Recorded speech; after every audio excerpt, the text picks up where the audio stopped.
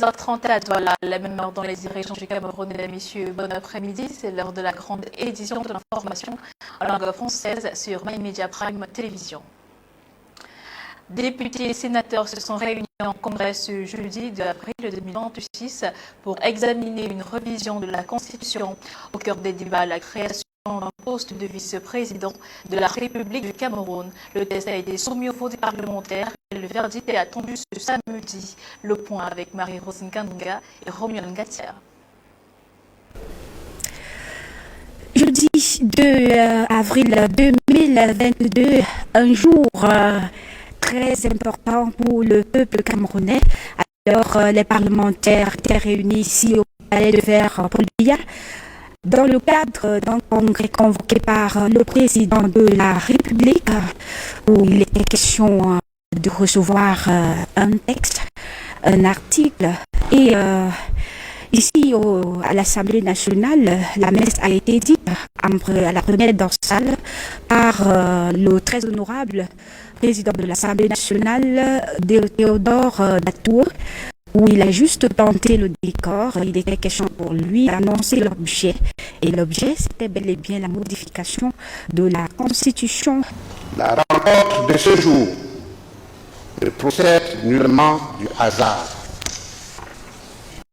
En effet, conformément aux dispositions de l'article 14, alinéa 4 de la Constitution, se réunissent en congrès à la demande du président de la République pour entendre une communication ou recevoir un message du président de la République, pour recevoir le serment des membres du Conseil constitutionnel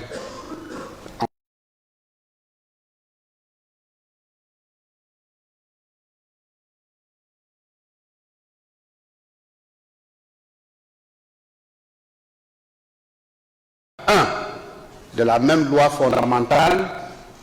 L'initiative de la révision de la Constitution appartient concomitamment, concurremment au président de la République et au Parlement. La deuxième dorsale, il était question pour les parlementaires de recevoir les textes et après ils doivent se réunir en commission, n'est-ce pas, pour élire un bureau qui doit examiner ce texte. Donc, il y a eu beaucoup de mouvements, les parlementaires de l'opposition qui dénoncent, n'est-ce pas, une manœuvre dont le peuple n'a pas été consulté, sortant des présidentielles qui étaient très mouvementées. Certains réclament que le président de la République devait d'abord libérer les prisonniers politiques avant de convoquer ce congrès pour modifier. Tout compte fait, nous ne sommes pas entrés dans le vif du sujet. Pour la modification d'une loi fondamentale, elle doit être préparée. On doit pouvoir se rassurer que toutes les parties prenantes, ce peuple camerounais est représenté. Et le contexte qui a été cité spécifiquement par rapport au contexte post-électoral, difficile. Monsieur le Président de la République, que les Camerounais lui ont demandé un acte de sursaut républicain, de pardon, et qu'il puisse demander qu'on libère les prisonniers politiques. Alors, cet article concerne la nomination d'un vice-président au Cameroun. Au cas où samedi prochain le texte est adopté par les parlementaires, il y aura un vice-président, un président de la République, un vice-président. Et le Sénat viendra maintenant. C'est le septennat de grandeur et de l'espérance. Il nous l'a annoncé, le président de la République, que beaucoup de choses vont changer. Et nous avons commencé à voir ce changement depuis le 17 mars 2026 avec l'élection des deux présidents des deux chambres du Parlement. Alors, ce qu'il faut rappeler ici, c'est que les parlementaires de l'opposition sont réunis en commission.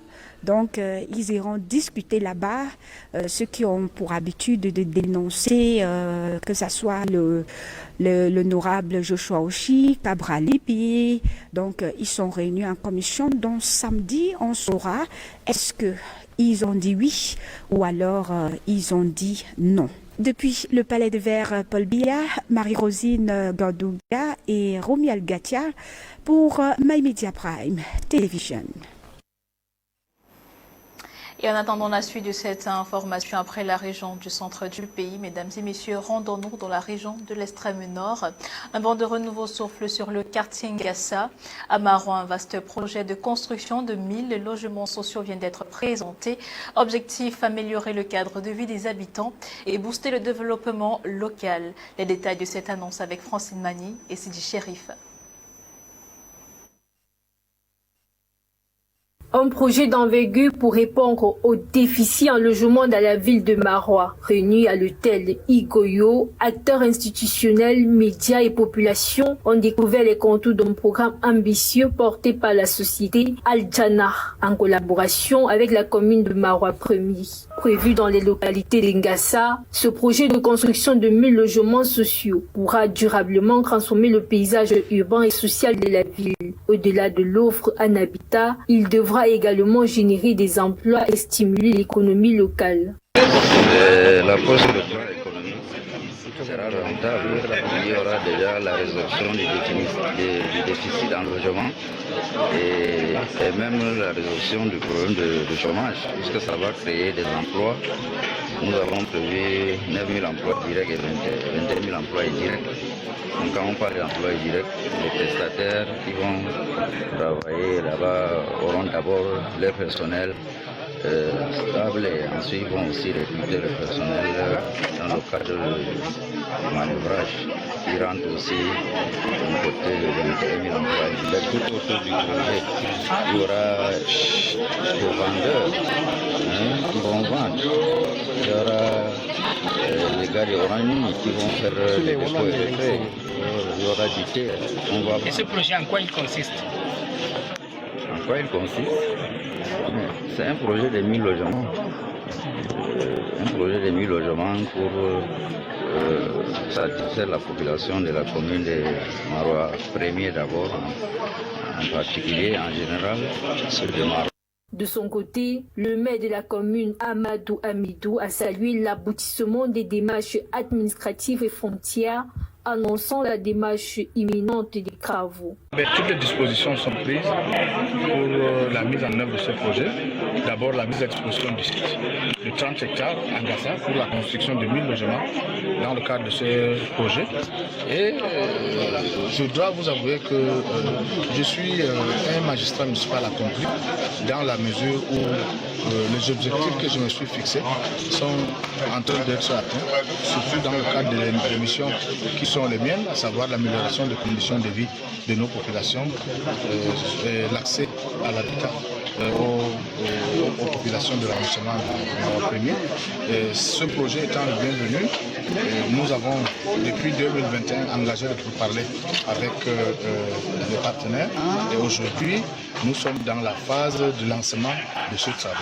Donc je suis un homme accompli et j'espère que ce projet, n'est-ce pas, pourra certainement dans les prochains jours, selon le calendrier fixé de commun accord, dans 3 mois, le projet devra débuter et il a une durée de 3 ans et que donc dans 1 an, on pourra donc voir au moins 300 logements qui vont sortir de terre. Une annonce accueillie favorablement par les populations qui voient en ce projet une réponse concrète aux besoins croissants de logements décents. À terme, ces 1000 logements sociaux pourraient améliorer significativement les conditions de vie des habitants de Marois.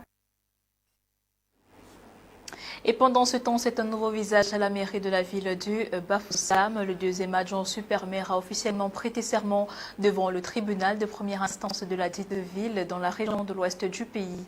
Retour en image sur cette audience solennelle avec Joseph Betioto et Alexis Bemo. Monsieur Tewe Ndié, Sédic, jurez-vous sur l'honneur de remplir loyalement et fidèlement, conformément à la loi, les fonctions d'officier d'état civil que vous confère votre acte de nomination.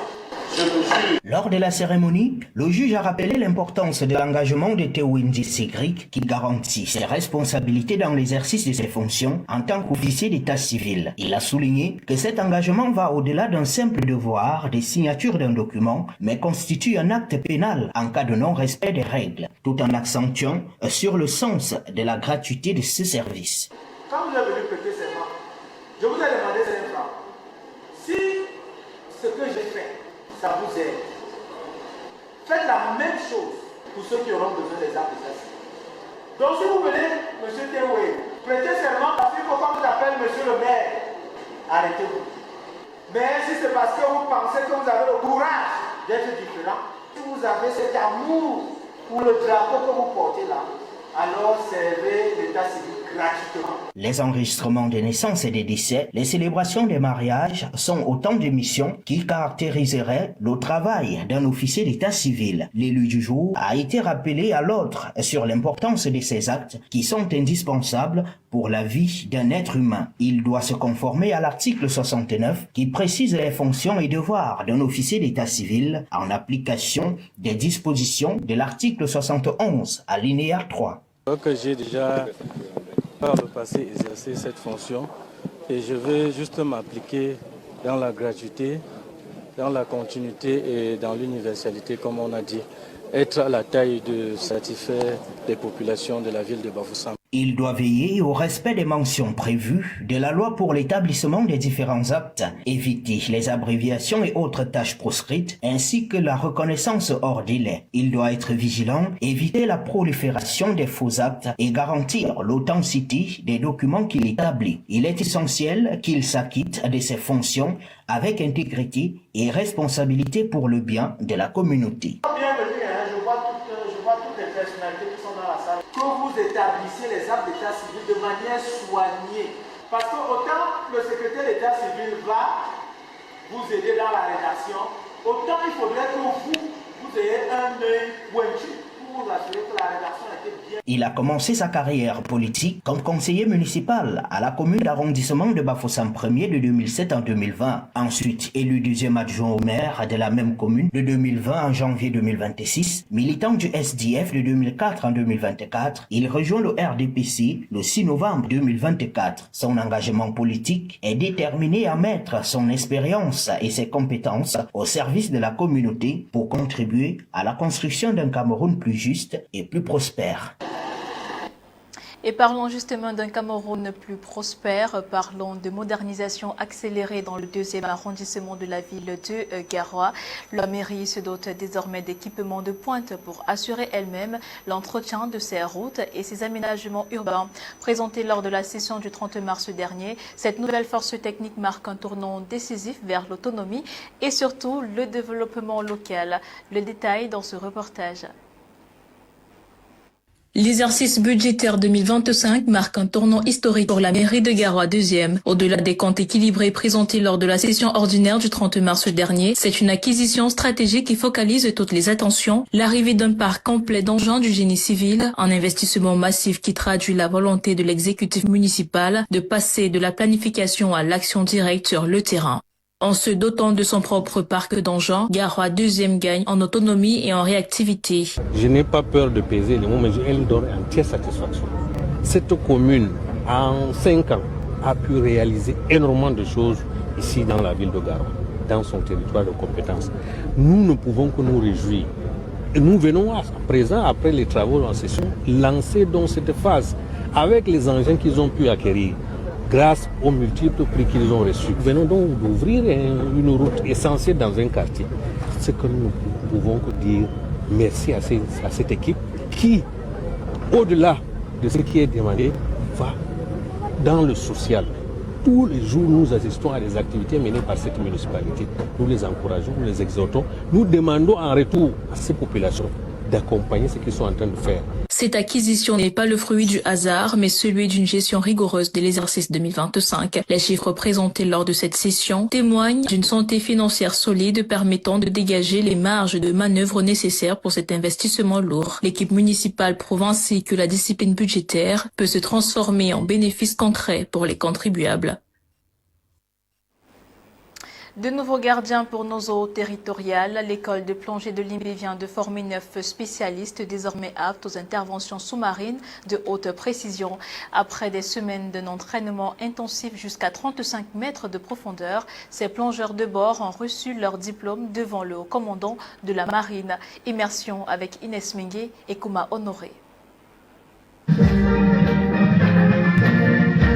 Sur le tarmac de l'école, l'émotion est palpable. 9 stagiaires, dont une femme, reçoivent officiellement leur certificat de plongeur de bord. Cette promotion affiche un bilan parfait, 100% de réussite. Un résultat qui salue l'engagement de ces marins, mais aussi la qualité de l'encadrement assuré par des instructeurs nationaux et des experts internationaux. Mais être un plongeur de la marine, ce n'est pas seulement savoir nager en eau profonde, c'est aussi être un sauveteur hors pair. Sous l'œil vigilant des instructeurs, les stagiaires ont été formés aux gestes de premier secours, massage cardiaque, gestion de l'asphyxie et protocole de réanimation.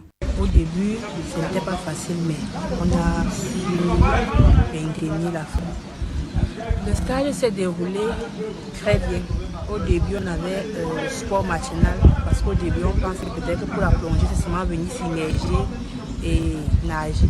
Il y avait l'instruction, il y avait l'école qu'on composait, il y avait l'écrit et la pratique, et tout s'est bien déroulé. Des exercices de stabilisation en piscine, aux sorties en mer, à bord des vecteurs rapides, les élèves ont appris à maîtriser leur environnement. La visibilité réduite et les contours du littoral ne sont plus des obstacles, mais des paramètres maîtrisés. L'enjeu est de taille, protéger les infrastructures sous-marines et assurer la maintenance des navires de guerre sans avoir à les sortir de l'eau. Nos plongeurs sont désormais aptes à effectuer des travaux à une profondeur allant jusqu'à 35 mètres. Ils pourront faire du sauvetage, ils pourront faire de la recherche de matériel perdu en mer, ils pourront également aider au nettoyage et à l'entretien de nos vecteurs qui ont besoin par moment d'être nettoyés en dessous.